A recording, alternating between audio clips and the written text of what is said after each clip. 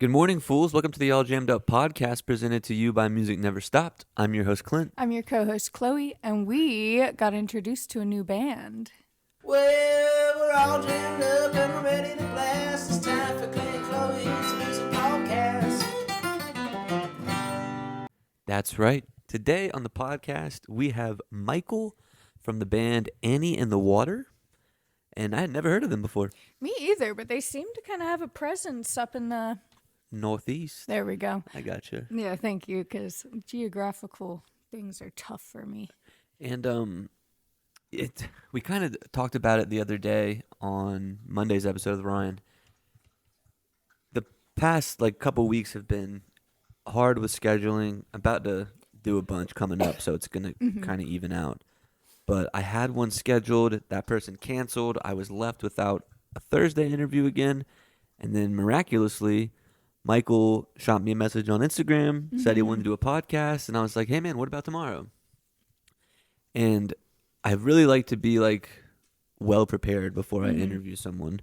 So I kind of dove into their music all day at work. Like I said, never had heard of them. Really liked their music. He plays guitar, and there was a few songs the guitar really stuck out too. Yeah. And he was a super nice guy. We had a nice chat after as well. So I think you guys will enjoy this one. On the very end, he's talking about, he does some astrology reading, and he was talking about that, and then it abruptly just kind of changes topic. But there was some technical difficulties on his end, so I had to edit some stuff out. So it sounds abrupt, but I promise I wasn't just... We don't hate astrology or anything. Swear that it was a technical issue. Yeah, I wasn't just brushing him off. I listened back to it, and I was like, people might think that's weird, so let me just clear the air on that. It's a good thing to get ahead of that one, yeah. I promise we don't hate tarot readings. It's nothing to do with that. But yeah, he talks about another real, the Northeast guys, they love fish. They love fish up there. That seems to be the thing. That's South guys love widespread. Out west, they love the Grateful Dead. Midwest, I don't really know what those guys are doing, but I don't really know if they know what they're doing in the Midwest. But he was really into fish, and he talks about, he saw, he listened to an album that kind of really did it for him.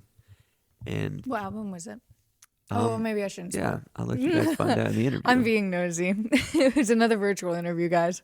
And then we do have quite a bit to talk about on the back end today. Yeah. But let's go ahead and get the interview with Michael out of the way first, and then stay tuned for Chloe's Corner on the back end. Here we go, guys. Michael from Annie and the Water. Honey, you're listening to some all jammed up. And you had Ryan from Kendall Street.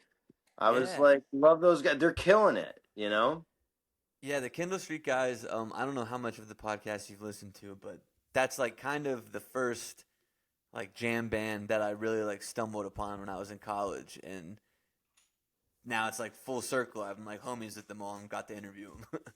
Oh, that's awesome. Yeah, I didn't listen to the whole thing with Ryan. That just came out, what was that, today or something, or yesterday? That one came out Monday, yeah. Was it Monday? Yeah, yesterday, yeah. I'm going to give that a listen afterwards, too, because I want to see what they're doing, because it's we're all we're all friends, but it's friends with people that you just don't see hardly ever. Yeah. It's That's good. There's a lot of bad things about social media, but that's definitely a good thing. Is you get to kind of keep up with all your friends, even when you're not around them. Oh, totally, yeah. I mean, there's so many benefits that I've found, but obviously there's all sorts of things that spout off with it. But I think that's the beauty of what you're able to do, we're able to do. It's injecting into the whole kind of cog, if you will, something that's cool and good and just genuinely passionate about. That's where my head's at. Yeah, man, and I'm glad that you reached out, like I said, because I hadn't heard of you guys before, and since you hit me up, what was that, last night? I think I've listened to 2 albums and half of a live show so far. So I've dove in. I really like it, but I want to start just to kind of get to know you before Annie and the Water. When did you start playing guitar? What kind of got you into this kind of music here? Yeah, so what got me into guitar was when I was living in Cleveland. So I was about 9, 8, 10 years old.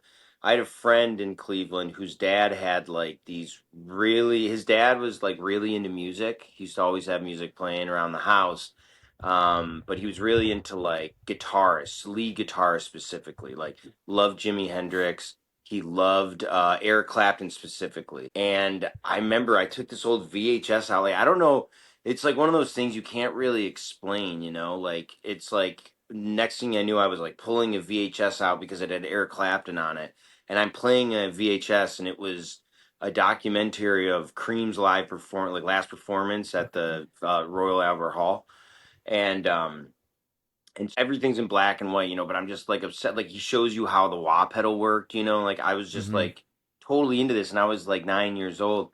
And then and I ended up like so I was like really into learning how to play guitar and that kind of got me into like wanting to learn how to play guitar.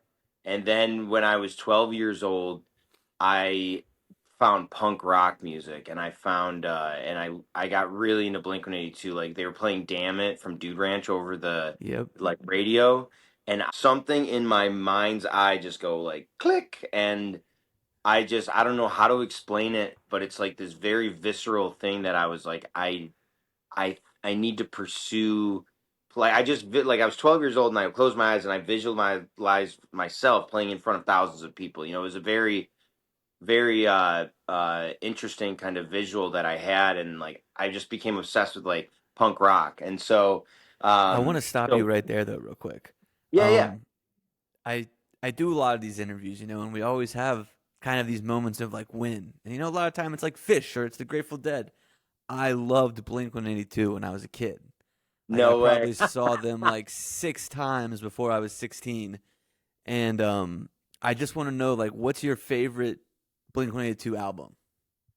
Dude Ranch, hard Dude Ranch. I love Cheshire Cat actually too. So like Mm-hmm. actually, I love their early stuff. Like even I was so obsessed with them. I went like B-sides with like the stuff that were the unreleased. Like I Won't Be Home for Toast and Christmas. That's Bananas, that kind of stuff. exactly. Yeah, yeah. Like Yeah. earlier, like I had Buddha, I had Cheshire Cat, but I really loved Enema of the State. I like Take Off Your Pants and Jacket too, like the acoustic songs. Like there was the You Fucked Up My Life. That one version was only on one of the albums.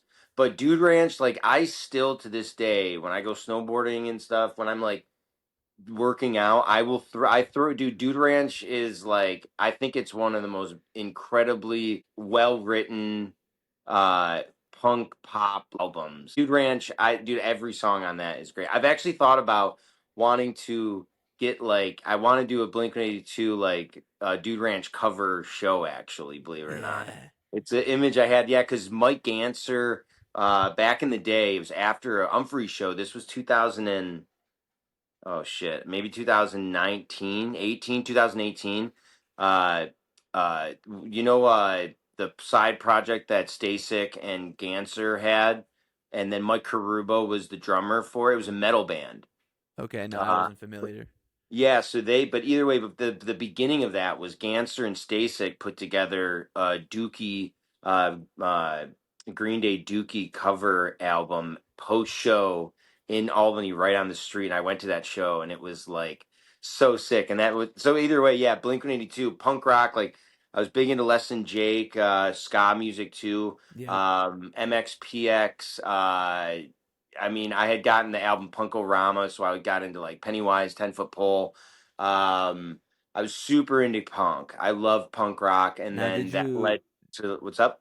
did you go into like the Angels and Airwaves Boxcar Racer time too? Did you get into Oh, that? totally. Yeah, Boxcar Racer I love that album. And then Okay. Angel and Airwaves, like I liked it for sure. I loved Tom DeLonge's vision, but Boxcar Racer was sick. You know, the Rancid guys were on the album. Yeah. So yeah, Boxcar Racer, I spun that a lot. Actually, I would add like if that was a Blink-182 album, I would put that like even more. I spun that more than Take Off Your Pants and Jacket. You know? Okay. Yeah, Yeah. I loved Toast and Bananas was a good one. Aliens Exist. I love that song Stay Together for the Kids too. That one was on Oh, it's a Take Off Your great Pants and song. Jacket, I think too. Yeah, that was my favorite off that one was Reckless Abandon. Oh The yeah, that's a early banger. and then Anthem Part 2. Anthem like Hmm. that Anthem Part 2 is a fucking great song too. Like Anthem if I were when I saw them live, Anthem Part 2 was my favorite song they performed live. When I last saw them, but that was shit. That was like when I was in I think like before high school because I haven't seen him in years because I played lacrosse in college. So when I went from high school, like I was full on Division 1 lacrosse. Like Yeah. I hardly ever went to shows even, and like nothing. It was all lacrosse. And then after that, like I met Brad actually of Annie in the Water. So Annie in the Water started as a duo acoustic. We started Okay. as two acoustic players back in he played lacrosse at Hobart, I played at Siena College, and we met through the lacrosse scene. And so when we didn't have lacrosse, we would meet up and rehearse. But then when we both finished and graduated, he had gotten his coaching job in Florida, so we went down to Florida, did our first album. We just like have been working together ever since. So it was a duo acoustic band with different members coming in and out, but mostly duo acoustic looping. It was like Zach Deputy had like if it was like Zach Deputy had like a lead guitarist playing with him, and we did that for years until we brought on like the full band, and now we have Chris Meyer came into the band, and that was in 2018, and then Matt Richards came a little bit after that, and Josh West had kind of been in the band before, left, and then came back, and so we've had this lineup that we've had for going on now 7 years, 7 8 years has been the full band. So, but there's like a lot of time where it's just a duo, and Yeah. so then now we're a full band, and like that's the full band has been great. Been playing a lot of really fun festivals and just linking up with awesome bands has been really a pleasure. Yeah, where did the name come from? So we were in between. Well, it's funny because the band's always like Annie's a conspiracy, so we all think like, hey, let's make up random stories. But you're too nice of a guy. I can't really help myself and give you a false story.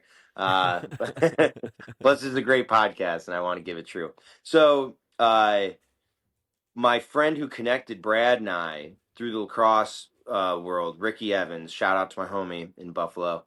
He connected Brad and I because he was living with Brad and playing lacrosse with him at Hobart. And so but he had a cottage on the St. Lawrence River. So this one summer, Brad came up and we were partying like the whole time. We were like juniors and we were like going into our senior year of college. And the whole time we were partying, and we ended up he brought like a little microphone that connected to your computer, like a condenser microphone. And everybody was there partying like all weekend, but on this one Saturday, like we had time to record, and so we were like really dead set on like meeting up to play some music. But the night before, we had a huge party, and this girl Annie, who really liked Ricky, she was like the nicest girl in the world. She didn't even really party or anything. She was just there because she really liked the guy who owned the cottage, and she was like, "Oh, okay, we're gonna get on the boat." Okay, so she's like coaching everybody to get on the boat. She's like, "I worked on the gas dock, so like I'll take care of the boat and everything." Like, and we're all like, yeah, we all live on the river. We know how to get off and on the boat. But she was just like, okay, so everyone get in, and boom, like she just walked right in the water. We pulled her out like real quick, but she was fine. But she was super embarrassed, and like all the girls like immediately grabbed her and put a towel on her, hit, and then just dipped. They were gone, and all the guys were like, the girls were all gone. So then that was like that turned into a whole adventure on the boat, which like you can't do anymore, jumping off bridges and stuff, which is like now Canadian, like which you will be very much arrested for. So it was like this moment in burnt in time that like will never be able to be repeated. And so Brad and I the next day recorded like everyone went to go party in town. Like they went in town. We were at the cottage still, and we just like hammered out 8 hours worth of. We just like it was just a workflow that just like boom, Yeah. next song, and it was so we put them online, and it was the early days of Facebook, and it was like we were getting thousands of plays, and we had no idea what we were doing. We had no like management representation, and none of that. We didn't even think that we were going to be playing shows. Like that wasn't even a concept. So then we had legitimate bars and restaurants, and like the school asked us to play a huge show at Hobart, and we had no name, we had no idea what we were doing. So eventually, after we started gigging shows, Brad's like, "What do you think of Annie in the Water?" And I'm like, I wasn't sold on it at first, but then I was like, it just makes sense. It's like this kind of uh, moment that really solidified it. What does Annie think about it? Have you talked to Annie at all about it? Well, it's funny. I think she's like incredible, like just indifferent, like totally indifferent. Yeah, it was funny because so this is a funny story. I'll tell you. I haven't told this in public yet, but the band before that, like we had before we brought Chris and Matt and Josh on, like we had built up to a full band, which was Billy Comstock, JD Tolstoy, and Josh, our drummer that we have now, was formerly our band, and we were working a lot with different jam bands in the scene. We were really kind of blowing up. And then it's just differences that didn't work out. Everybody like kind of disbanded. Brad and I were burnt out, and we hit a hiatus like the end of 2017. And so I'm so exhausted too, because Brad and I had been hammering, like we had been for a decade, like Yeah. touring and playing any call we got, we took it. At least we had 1,000+ shows under our belt just from the duo acoustic. So then so I'm like just exhausted, and like my parent, and it was during the holiday season. I'm like really upset. Like it was a very difficult period of time. Like now we're all good and we're friends now, which is great, but it was a very challenging time of all of us wanting to figure the thing out, but people having life stuff going on. And so I'm like at this restaurant, and I hadn't seen this girl's dad in like, I don't know, 8 years or something. And I'm like just hiding out upstate. I don't even want to see anybody because it was kind of like a public thing. Like we were getting big, and then we like made a statement that we're going to go on hiatus, and then we're not sure what's going to happen, blah, blah, blah. So her dad's drunk and comes up to me. He's like, "So I'm pretty sure, that you guys owe us royalties for her name being in the band." And I'm like, "Oh man," I was like, "You know what, dude? I don't know, man. Like, and I'm sober as a bird. This guy, like, I think. Well, I don't want to say he's drunk. I don't want to put him, in that position. But I think he had a couple drinks on. But he's like, well, Annie, probably, I think there's some royalties here. Like, and I think he was joking around, but like maybe partly serious. And I was like, yeah, I don't know, man." And I'm like, just like dejected at this moment, I'm Yeah. just so burnt out. And so that was a funny little experience. But I mean, Mr. Campo's a great guy. The whole family's wonderful. His wife is great. Her mom's great. And shout out to Annie. I guess I did just shout her out, but but it Shouts was out just like Annie. such, yeah, yeah, yeah, yeah. It was so but Annie's great. She's a wonderful person. She's got a beautiful family. She's just a genuine, super kind-hearted person. I couldn't talk any more highly about her. So, and then I did talk to my lawyer, though. We do not owe them royalties. I'm sorry, guys. I mean, I guess. So, but yeah, it was just like this funny moment. I was just like, "You got to be kidding me right now, man." I'm like, I don't know if you saw, but I'm going through some shit right now, buddy. It was a funny one. That's hilarious. Now, were you guys in? You mentioned jumping off bridges in Canada. I thought you guys were in New York. Are you in New York or Canada? Yeah, no, we're in New York. So, well, the Okay. part where that is where we started, it's on the Rift. It's the closest part of like the U.S. and Canadian border. It's like off of these island systems. So now it's like super super guarded by, rightfully so, Coast Guard and everything. But Mm, when we were when we recorded, then that's when you could still kind of like go and like play around there, and like they didn't have as much technology. But gotcha. so that was up in Wellesley Island, so it's right in the Thousand Islands region. So we started up there. We kind of got big up there. We have an annual boat cruise there that we play on top of this three-decker boat and sunset boat cruise. It's awesome time. So yeah, we got big. We got like our start there, but we moved away from there over here to Albany, and half the band were kind of based in the capital region. But three of our players live now up in the high peaks in the Adirondacks now too. But so we're based in the Albany music scene now. So I live on a Gotcha. farm here. I live on a farm, organic farm here in Saratoga Springs, the old Saratoga Mercantile. Love them. So shout out to them. Nice. Yeah, I feel like the Northeast has so many like jam adjacent bands that might be like doing whole tours in the Northeast and like here in Asheville haven't even heard of them. Like if it wasn't for me doing the podcast, there's so many bands that I've learned from doing the podcast that otherwise like don't really come down here. Is the scene in the Northeast like that good where you guys don't even really need to leave up there? So it really, I mean, the thing is, it's dense. It's totally dense, Mm-hmm. there's different approaches that you can do. We've been, we actually were working with Grassroots down in Shikori Hills, and so we started Okay. getting down there. We were playing down there. We did Ash. The last one we did at Asheville was One World Brewery. Actually, we played Okay. there. Yeah, we played there. We linked up with, I can't remember the band's name, but we've done Asheville a few times, the One Stop and all that.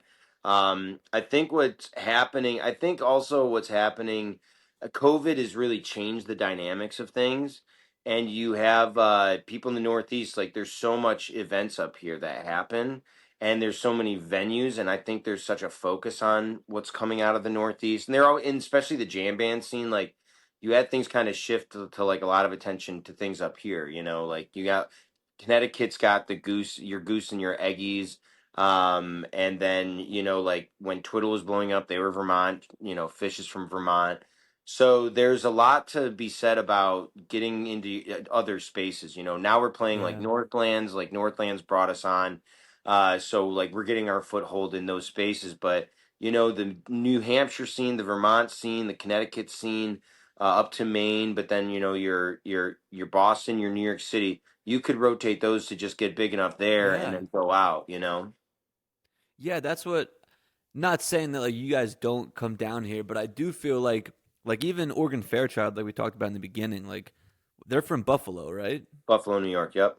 Yeah, and it's like I had never heard of them till they came down here, but it seems like they're pretty well established up there, and same with you guys. It seems like you guys are pretty well established up there, but I hadn't heard of you guys either. So it's just interesting kind of, and I'm sure it's the same for that in every regional thing, but it does seem very dense in the Northeast.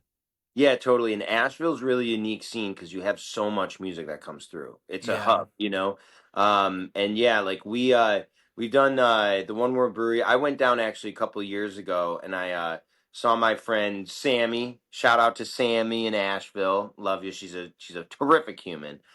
So I had gone down there and played a solo show at One World Brewery, the one downtown, Okay. and it went really, really well as a weekend. And then, we went back down there and played a Thursday right before we played Shikori Hills, the grassroots music festival. We played on a Thursday at the One World Brewery, and it just didn't land that well. We were actually in the local paper down there. Our buddy Garrett, who's a writer, shout out to my buddy Garrett. He got us kind of like he wrote about us and he's been spreading the word. So, but we've mostly like we do Denver a lot. We've got a big thing Yeah. in Denver going on, and that's really been where we've been growing more and more. Asheville has been tough for us to get to. After COVID, we did Shikori Hills I think a couple times after COVID or once after COVID. And just routing down there. We've also been working with different buyers and agents. So Yeah. we finally found an agent that's really doing great work with us. So Good. we're going to be Good to hear, routing man. south soon enough. And yeah, and I'll let you know when we're coming down south. That's for sure. Please do. Please do.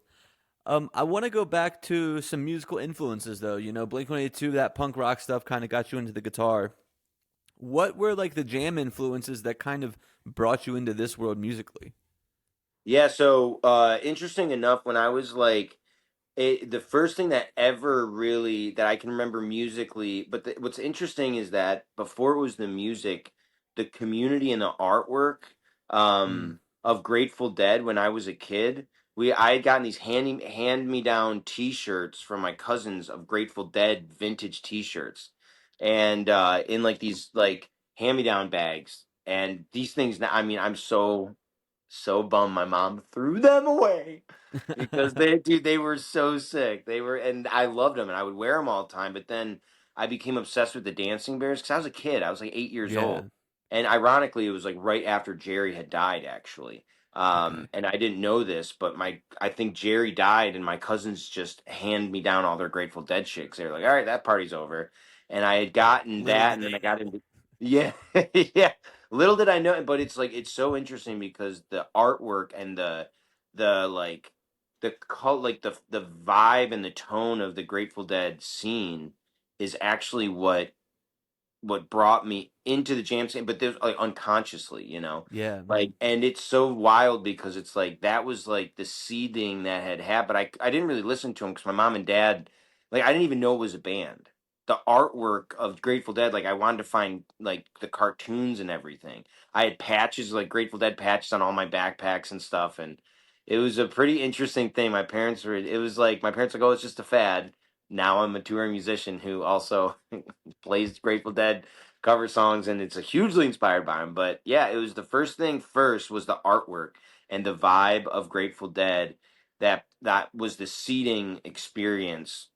And then when I got to high school, I had been starting to listen to a lot of Soul Live. My buddy, so I got into like funk fusion, like um, when I was like a freshman and the jam band stuff. But Mo was from upstate New York, like Utica. Yep. So I had like all of Mo's, like that was like just everything we listened to. They had their festival only an hour away from where I grew up in Watertown. So I had like Plane Crash and like New York City was some of my favorite songs by Mo. But I had a little MP3, like square MP3 thing that was like a piece of plastic, and my brother and I'd gotten all of these songs dumped because my brother was in college at Potsdam, and he started getting in the jam band scene stuff there, so I just downloaded all to my MP3 player.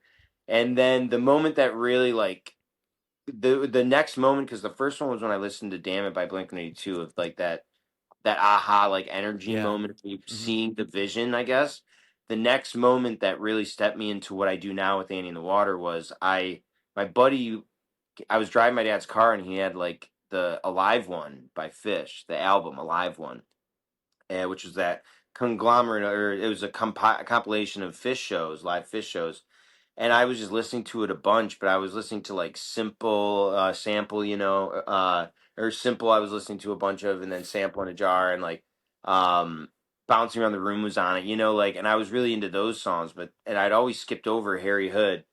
I just never got like grabbed by it. But then I was driving long distance one day, and I just kind of kept it playing, and then they go into the jam at the end of Harry Hood, and I'm next thing you know, I look down, I'm like, my pedal is at like, I'm going like 80 fucking 5 miles per hour. It's like the windows are all down. It's like after my junior year, and like the wind is just rushing through, like, and it was warm outside, like, that moment is etched, and I just was transported. Like, the thing that jam band music can do, it can totally transport you to this the ephemeral space.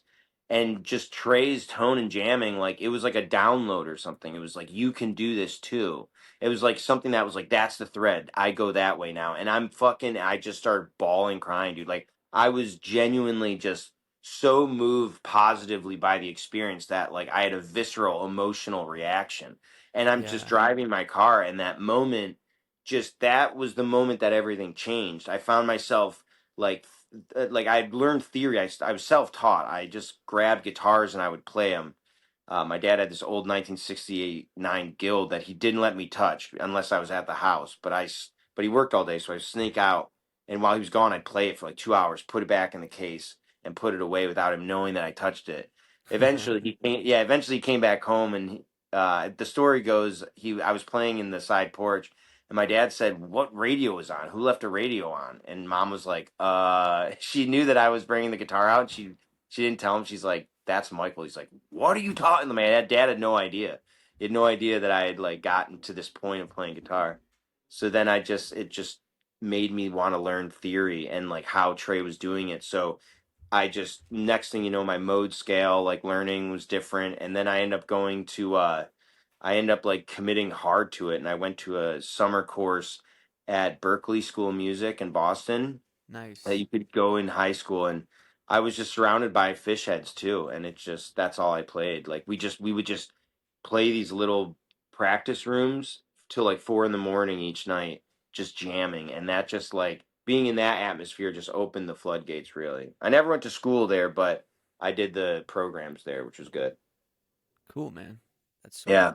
Have you got to see? I know you kind of explained that experience through like hearing just the Fish album. Did you ever get to see Fish live? Oh yeah, oh yeah. Yeah. I love going seeing Fish. Yeah, I was actually there for the. I live by SPAC, and Okay. they've been bringing it back to SPAC, which has been really cool. But I was there for the Tweezer Reprise show, the fest, like the Tweet Prize Hmm. Fest.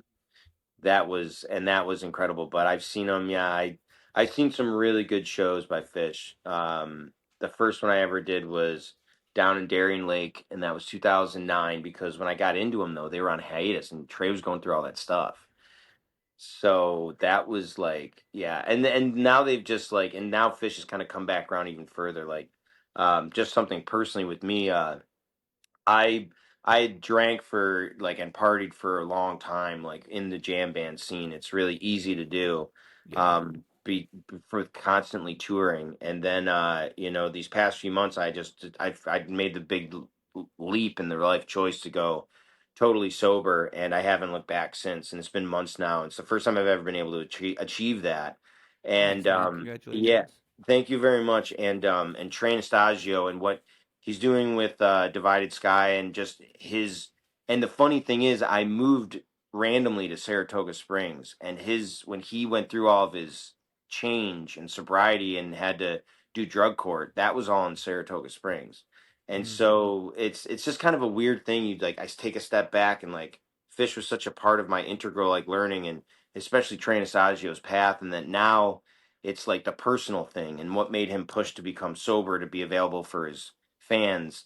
That sobriety is what I'm chasing to be available for our fans and my bandmates. And it's just interesting now how the jam scene is the influence of the jam band scene like used to be me like it used to be a party thing, and now it's gotten to be this very deep like spiritual sense and also my own personal leadership professionalism, which sounds ironic to be talking about jam band stuff and how I've shifted that. And I mean props to Trey Anastasio and the appreciation I have for him of just inspiring me to not only musically with guitar to kind of unlock that kind of like um, power, but also the power of sobriety and the power of being available for people, and it's just yeah, it's so the jam band scene has just not only been something part of my musical and my professional career, but it has brought an immense amount of healing and also a sense of clarity. And I think, with what Trey's doing and what I'm looking to focus on is like bringing that sense of availability and clarity to the jam band scene now. And I've been seeing over these months of sobriety, like how powerful it truly is. My playing and everything is just, and I remember all my parts now. Yeah. So, and it's the availability I have for people now is just so the jam band scene. I have so much excitement for where my career's taking me now. After the past 17 years of touring, I was drinking and using the whole time, on and off. Like I wasn't daily using, but I was using a lot to get by, and now I don't have to. So it's a pretty incredible thing how the jam band scene I've gone on many journeys, many journeys in the jam band scene. You know, Yeah, congratulations, man. That's awesome. Thank you. I'm very very happy. I appreciate that very much. Yeah, and we mentioned earlier that you guys are playing Northlands this year. Is there a specific band or like person that you guys are excited to kind of be sharing the stage with? Uh, I mean, oh man. Well, the thing is, a lot of the people on that lineup are people that we've played with a lot of times. Okay. Yeah, yeah. So we've done multiple shows now with Dogs in a Pile and built a relationship with those guys. And now got to know their production team, their management team, um I don't know, there's just a really special energy that when we play together is created. So being able to link back up with them, I think, is just really exciting. And then Mahali, we played with Twiddle multiple times in the past too, and built a really long standing relationship with him. So seeing those guys on that stage is going to be really great. But I mean, there's so many bands with it that I'm super stoked to be linking up with and checking out. So our Sunday slot's interesting because we've got the disco biscuits too. You know what I mean? That's the one thing that on Sunday, which I'm like, whoa, that's like disco biscuit Sunday is gonna be such a vibe, you know. But we played a show with Andy Frasco back in the day, a festival, and we got to hang out with him and stuff. So it's gonna be good to see him. But our buddies Magoo out of Yeah, they're Colorado. awesome. Yeah, those guys are killer, man. We had their guitarist actually played with us when we were out at Eric? Kid Rock. Eric's his name? Yeah, yeah, yeah. He Yeah. played. He played in uh a band called Assortment of Crayons back in yeah Sounds back like a in jam band name. yeah, they were like kind of proggy, like jammy, jazzy though. And he was the lead guitarist with my keyboard player in Annie in the Water. So Nice. yeah, so there's a lot of history there. So I mean, Circles Around the Sun. I'm really stoked to see what they're doing. Really, really stoked. I mean, and then Joe Russo, I can't wait to see that too. So, Sweet. but a lot of those people, a lot of these bands, we had Haley Jane do a tour with us called Haley in the Water, where we covered Fleetwood Mac's Rumors album actually. So, um, I'm really excited to kind of see like how just see everybody. It's gonna be like a really cool, like that's kind of the most exciting thing for us is to like go and hang out with everyone because now we've been in the scene for so long and now we're building these relationships with all the bands, So that's what I'm most excited about. And then just wander around, man. It's a really special festival. Like the whole Northlands team. Shout out to the whole Northlands team. And Joel McKenzie, I love you. He really helped to get us in there because 2 years ago we played the camp stage and now we're playing the main stage. So Awesome. yeah, so it's just been a growth and what that whole team is doing, Northlands is just really doing some special things. I couldn't be more, grateful to be in with them, but man, they do it right over there. Cool. Yeah, man. I want to get up to that festival sooner or later, but being, down here in like the southeast, there's already so much going down here. It's like hard to justify to go all the way up there. Yeah, well I saw those posts too, the Pisgah Yeah, that looks sick. Palooza with Swerve. Yeah, and I think it's Swerve. Who was the second band on it? Oh, I can't remember. Air Show, and then Pocket Full of Gold, which is like my homies here. They do like a Led Zeppelin cover band. Oh, So that killer. like, and that's just up the road. So I mean, there's so much going on around here. It's hard to justify getting all the way up there. Yeah, no, dude, I totally agree. And yeah, because I know there's a bunch of really cool stuff. Like even when you get western into the mountains and stuff, that's really cool.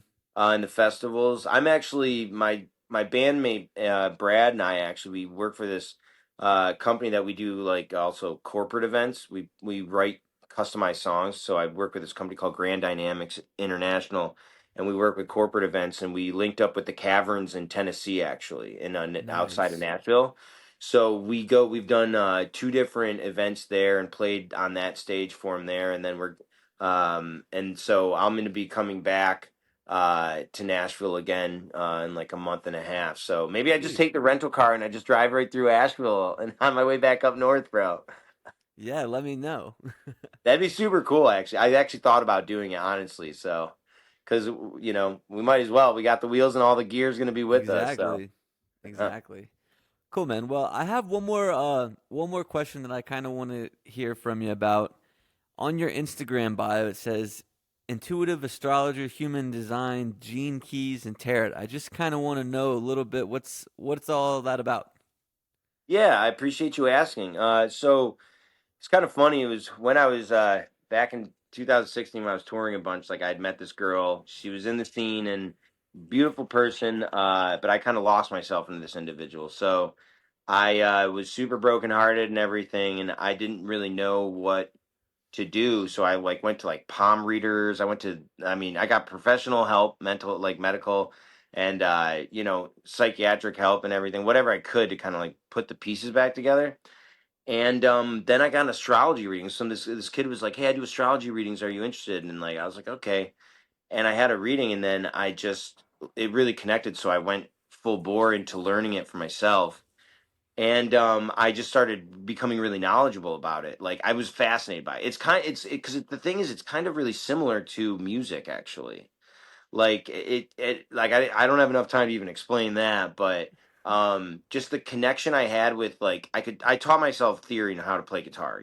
Everything Mm-hmm. you like, all things you hear is just like modes and scales and everything that I just learned by hearing it and playing it. I could learn by ear. With astrology, it just made sense. Like I wanted to remember all the placements and everything. So generally, it's like it was a way for me to energetically better understand myself and process my own stuff.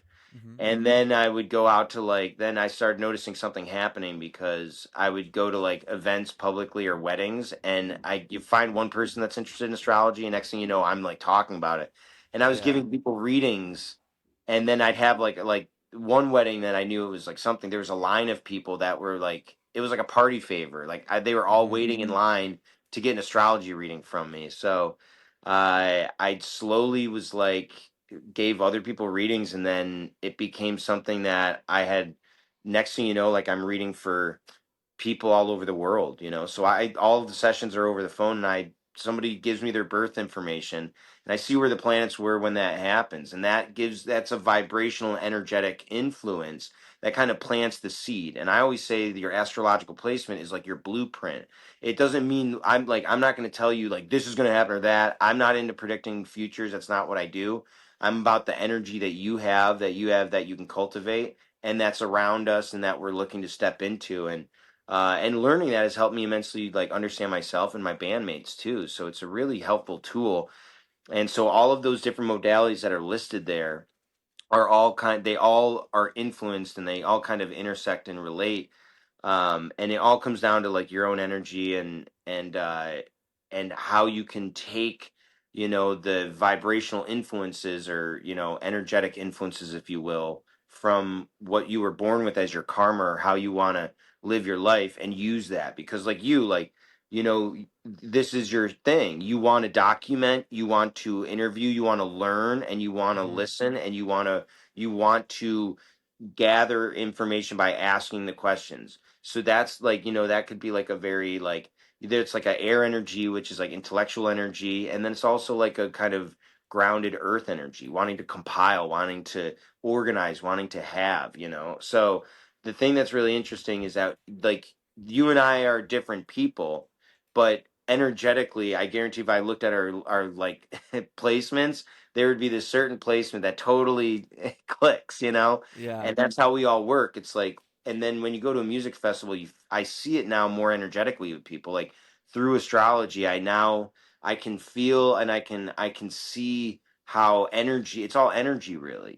So they're just kind of Yeah. modalities that help us to maybe better understand what those energies are, and not to like say this is what it is. This is your energy, because that's not where I'm at either. Like we have Mm-hmm. free will to do whatever the fuck we want. It's a way that helps me to kind of process and understand this human experience, if you will. I know that kind of moved abruptly there, but I do. Migration came out last year. You guys got some big shows coming up this year. What's next for Annie in the Water for in 2026?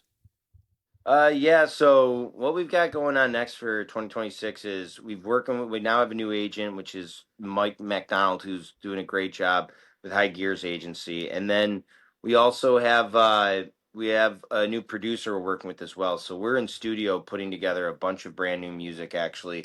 First time working on an album. Like Migration was the last album we did with the producer, but that was all done live. Those were all live Mm-hmm. performances. So this one is going to be it's going to be us sitting and actually curating and working with him directly as a producer. So we've got a bunch of new music, and we have a lot of festivals that are on the docket. Announcements are a little late this year, which it's different, but we've got a bunch of really cool festivals that we're going to be announcing within the next month or so. We also got coming up, we're going to be playing at Reggae Fest at Sugarloaf, and that's in April, which is a huge festival that they do at the ski mountain, which is going to be great. And we also have a bunch of other tour dates that are going to be dropping very soon, actually. So Nice. we're going to be having a bunch more stuff dropping very, very soon as well, which we're excited about. So, Awesome. Well, Michael, thanks so much for coming on, man. Is there anything that you want to plug before we wrap up here? yeah, I want to plug my buddy Clint from All Jammed Up, bro. Honestly, I love my band, love my mom and dad. I'm plugging my mom and dad, Mary and Edward Lashomb. I love them. Go give them a hug if you see them out. Hell yeah, man. Well, Michael, thanks so much for coming on, man, especially so last minute. Oh, dude, you got it, man. I appreciate you very much, Clint, and everything that you do. You just got jammed. Alrighty, guys, welcome back from that interview with Michael. Where should we start? I think we should start with the Kindle Street show that got canceled. Yeah, that was a bummer. So, fucking Snowmageddon just turned into Ice-mageddon. Nothing Mageddon. Yeah, we didn't get a single snowflake. We did get some snow on Monday. I worked Monday, so I didn't see it. We got a little bit of snow, a lot of ice on Sunday. We definitely couldn't leave the house. Yeah, no. So our road, our neighborhood, became a bit of an ice rink. So we were definitely stuck inside Saturday. Nashville got it bad. Out of breath. I just came up the stairs. Nashville got stank. I saw Sugarleg and Harry Hart's picture looked pretty rough Harry there. Hart's was rough. Yeah, trees all on his power lines and.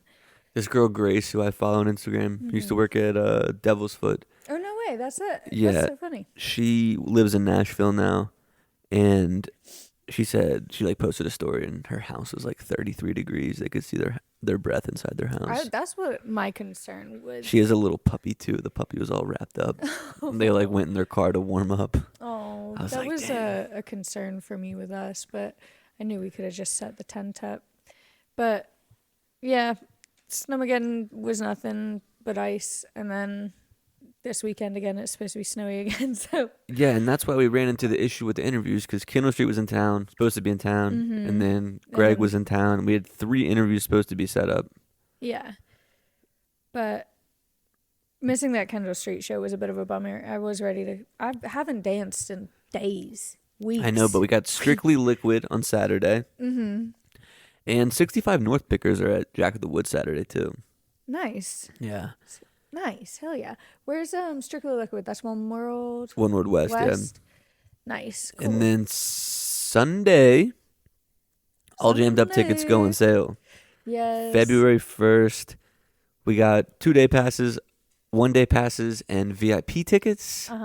Get you a little something with your ticket purchase. If you got a business or something you want to sponsor, hit us up in the DMs. Yeah, let us know. We got sponsorship packages. And we have our first sponsor. Shout out Easy Tiger. Y'all rock. We love you. And Good then, wings. Yeah, I think the best wings in Asheville. I think so too. I said the other day though, when someone came at me with the Haywood Lounge. Oh, so we haven't been back. We haven't been back there, but their hours kind of so goofy. It brings it down a tier for me. It makes me not as excited. Easy about Tiger's vibes too are Yeah. immaculate, especially for a sports bar. Good vibes. They got good staff. Everyone's always so friendly. So we had 2 things we wanted to really talk about, I think. Geese, SNL. Okay. So geese in general is a topic for me. Yeah, we've kind of addressed it on the podcast a little bit, but it seems appropriate to bring it back up. I don't love it, guys. I think it's not bad. I think I like when the singer, so specifically for this SNL debut that they did, I like when the singer kind of gets a bit heavy. I think he's got a cool sound with that. The rest of it doesn't really do it for me. I think they're good. I think they're fine. Yeah. But the amount of hype that they're getting, just it doesn't, they're doesn't saying fit. it's the best rock band, rock and roll is back. Have you guys heard of Turnstile? The Turnstile fucking lays it down. I'm not anti-geese. I'm not anti. I'm not anti-geese. If it comes on, I want to be in on it. I don't think that kind of music gets the draw that I think it's all a farce. I think it's everyone wants to be in on geese. I don't think anyone actually is. People seem to, and it's if you don't really listen to the radio that much anymore, but if I was listening to the radio and it came on, I would leave the station on, you know? But I'm not I'm not going to geese radio, though. Yeah, and I probably wouldn't go to a geese show. If they were at a festival on the lineup and it wasn't interfering, I would probably go see them. Yeah. Yeah, but But actually, I think I would. Now that I say that, I think I take that back. I think I would prioritize seeing them live because I think it's one of those things where like it's sometimes you don't really get a band until you see them live. I agree with that. I think that has its place. I feel like Geese isn't one of them. Yeah. The takes are hot. Don't come at us if you're a Geese fan. Actually, if you are a Geese fan, send me your favorites because, like I It's said, everyone's favorite is that Opwa cocaine song. I like didn't like that one. the Trinidad one. I think is better. I liked the Trinidad got one a when he got heavy. Yeah. Yeah, I think he's got a nice voice when he kind of like a little bit screams. And there's another one people like. I think But named. like I felt the instrumentation of it was underwhelming. That's fair. I don't think they really showed. I think they for the songs they chose to do SNL, I didn't think it showed much skill. I think that if you're gonna do SNL, like they played the cocaine song, which I think is their most famous song. Mm-hmm. I don't know if the Trinidad one is that famous, but maybe it shows like who they are more. Yeah. And this is just me as someone who's only listened to that Lightly album like observing. twice, yeah, just from what I'm guessing. But maybe that shows their personality more, and if that's the case, and they like took a risk playing with that song, I'm into that. If that's the case, then I fuck with that. And again, that's just me just guessing and not being that educated about it. But It's just like it is not a band I'm gonna search for. I'm not gonna like look. you know them what? up. I'm gonna listen to their album. I'm gonna listen to some of their music over the I'll next make few it days. a thing. I will as well then. Because We I've can listened to revisit the this. album. I've listened to the album, their new one, front and back, and people are like album of the year, and I just didn't get it. You know, I don't know. Maybe there's like maybe they're pretty lyrical. I mean, I don't. I think there's one about taxes that's like, I just read somewhere. Fish on Film is like really into them, so I see a lot of Yeah. his stuff about it. But Like I said, I'm like I want to be in on it because I think it is fun to have. I want more rock in what's it called? mainstream. Okay. I want more mainstream rock. I'm tired of all the poppy stuff. Just don't think Geese is it for me. Maybe something will come after Geese. Yeah. Maybe more people will start kind of getting this heavier feel. I like that band Wet Leg. Like they have the lady singer. There's Emil and the Sniffers and there's Wet Leg. I like the Wet Leg one better. Yeah. And they're like kind of heavy, and they're not necessarily even like that good. It's just kind of fun, you know. Yeah. I mean, you could definitely still be fun and not be very good. But my thing is just like people are like this resurgence of rock and roll. Go to a Turnstile show. Like Turnstile was so fun. I was talking to someone about that show the other day. I think I was talking to my friend Adriana about it because she's going to. Austin City Limits. No, she's going to fucking like Switzerland or something really? to go see System of a Down. That's why they're going there. They're going. That's for the System whole of a Down. vacation. I think it's like, or maybe it begins somewhere with a P. But she's going specifically for System of a Down, which I think is so fucking sick. Good on her.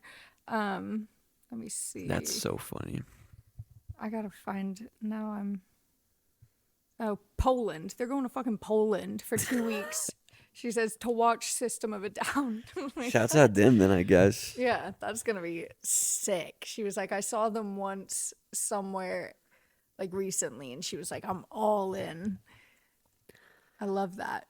Maybe we should just get back on System of a Down.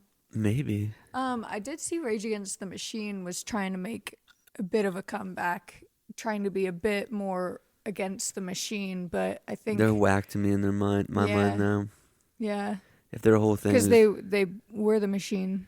yeah, they were became the They machine. became the machine. You can't become the machine and then turn against the machine. You're turning against yourself. Yeah, you can't like, Oh, oh, guys, the government's doing bad things to us again. Now let's be angsty. It's like you can't pick You and can't choose it. pick You and gotta choose. stick to it.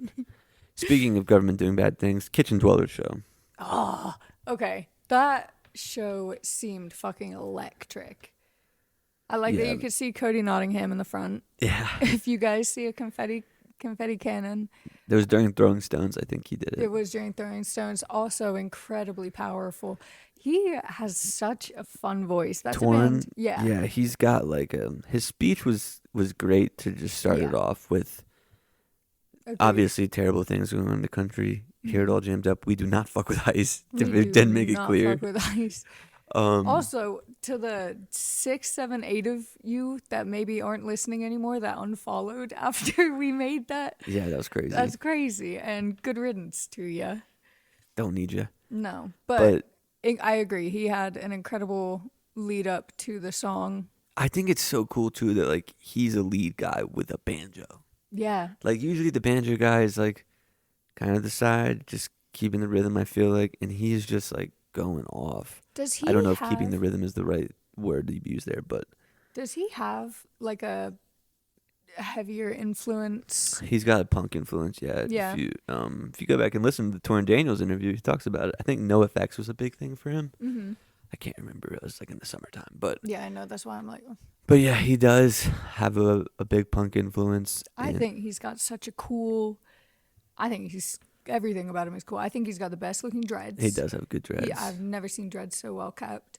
His voice, his like gruffness that he sings with is so cool. They and do so in the different. Pines sometimes. I think we've looked it up Yeah. once before, and I do like that one. And then they did Chili Water with the fellas. Grass Unit. That was fun also. Josiah went off. Yeah, that's Josiah. Get on the podcast. We need you real soon because Cody Nottingham, quote unquote, best kitchen dwellers show I've ever been to. And nice. go check out Cody Nottingham. What's the reason for this? The Mountain Grass Unit Boys were just on that. Mm-hmm. Yeah, speaking Go check of, that one out. Absolutely. I think Kitchen Dwellers is a band I need to deep dive into. I need to I really liked listening to that show of theirs. Yeah, I don't know. Have we seen them together? I don't know if I've seen I think them. I saw them at Halloween one year. I feel like I haven't. I feel like I would remember. I think if I've they seen played the year Kendall Street played I went that at the same time. Yeah, so we didn't see them that year. them. Okay, I was gonna say you were at Kendall Street with me. I know. Well, that's what on the interview with Ryan the other day, he said that the only two shows at that time were Kitchen Dwellers and Kendall Street. That's such a. Damn it, guys! What an overlap. You gotta have two. I mean, I guess you're not going to Kendall Street and Kitchen Dwellers all the time. Yeah. I guess not always an overlap you get. But yeah, that show was sick. They did that Chili Water. That show just looked like awesome. That venue looks sick. I want to go there. Where is that? I think it was Cervantes, the one in Colorado. Mm-hmm. It was Colorado. But there's two. There's the Mission Ballroom, I think, and Cervantes. I think they're like the two venues there. Mm-hmm. I can't remember which one the one is now. There are a handful of venues in Colorado that I want to like bebop around to. I need to spend like an extended weekend in Colorado, just line up shows. I want like an EDM show somewhere. I want X somewhere, Y and Z somewhere else. Okay, that was the Mission Ballroom. Mission Ballroom. Yeah.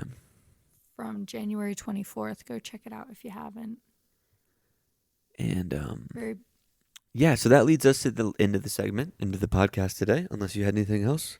Song of the week. Song of the week? Song of the week. Mine is, so this Friday and Saturday, the Wood Brothers are playing in Asheville. Nice. And Rick Robertson is opening for them. Mm-hmm. And he was put on my radar by Music Never Stopped. And I listened to a lot of his music. He has some really great, really good voice. Mm-hmm. One of the songs was April's Fool. Really just caught my ear. I really liked it. He also had a song with Sierra Farrell you'd really like. But April's Fool is the one that I'm going to choose this week. Nice. Mm-hmm. That's fun, a song with Sierra Farrell. I was watching old videos of her earlier today. I saw one today too, like 2018. Yeah. She looked like a different person. Absolutely. Yeah. Yeah, she looked very, I mean... Not like doll. She I was looks going like to say, the word that came to my head was untouched. I Very, feel like now she's like glamorized and she didn't Oh, look she like is. that. I know that some people don't fuck with the glamour. I fuck with Sierra Farrell's glamour. I like when like she's a performer, that's her thing. Yeah. And like when you lean into that, I think it really works for some people. I guess kind of hypocritical of me to say that about her and to not like Sabrina Carpenter. I'll call myself out on that one. Sabina.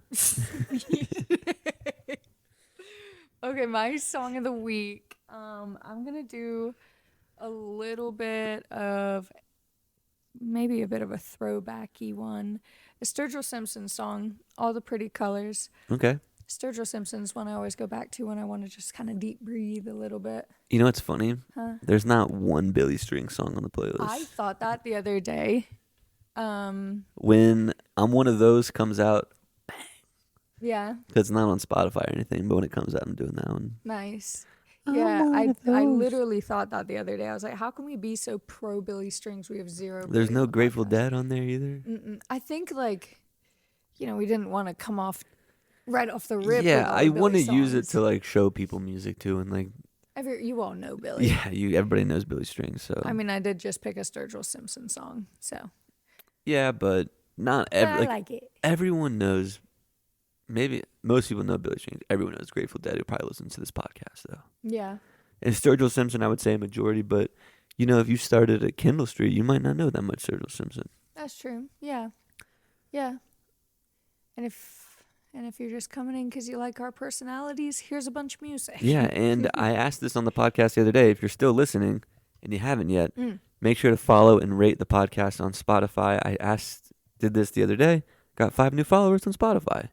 Thanks, guys. Yeah, it says only 29% of the people who listen to the podcast follow it, which I don't know how that happens, but But I will say, it's not like you're going through and following every artist. yeah, and that people you probably listen to. pick and choose what episodes they listen to. So, Yeah. but I'll probably ask that a couple more times. Sorry, I know it's not that fun when someone's like, "Hey, don't forget to follow me." Rate, But subscribe. smash that subscribe button. Send to your mom.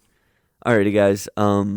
I think that's all for us today. You guys have a great weekend. Stay safe. We'll see you again on Monday. And remember, wherever you are right now is exactly where you're supposed to be. Well, I'll jammed up, hey, that's where it's going down. Best damn pot in this old Asheville town. More than enough old stories to go around. And I'm all jammed up right now. Yes, I'm all jammed up right now.